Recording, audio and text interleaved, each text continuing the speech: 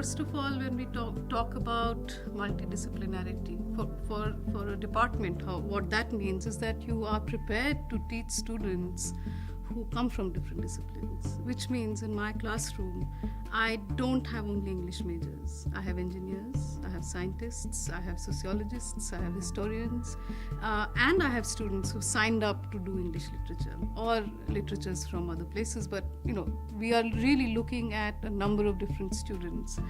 And so you are also therefore tailoring your class to accommodate different interests. And again, this is not about watering down or not teaching what you have to, but really you are also then broadening the way that you teach, right? You acknowledge the presence of the engineers, you acknowledge the presence of the scientists. So that's one.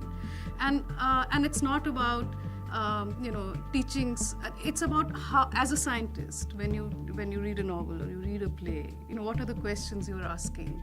Really teaching you how to ask a question. You mentioned critical thinking. I think that's really important. One of the courses that I designed for the SHS students, it's a mandatory course.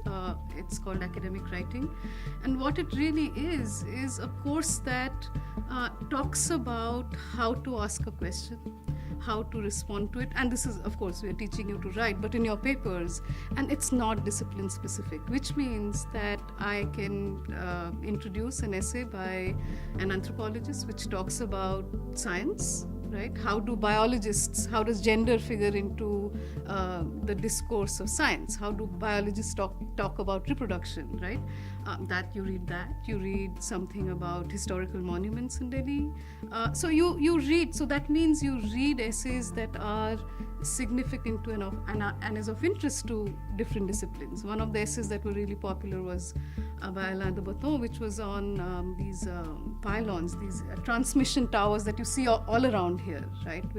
And that transmission engineering, we read about that, and all the students read about that. So really talking about the interaction, talking about how knowledge is constructed, and doing it in a way that you don't say that the work of an engineer or the work of a historian or a work of a literary critic are these separate things that don't talk to each other.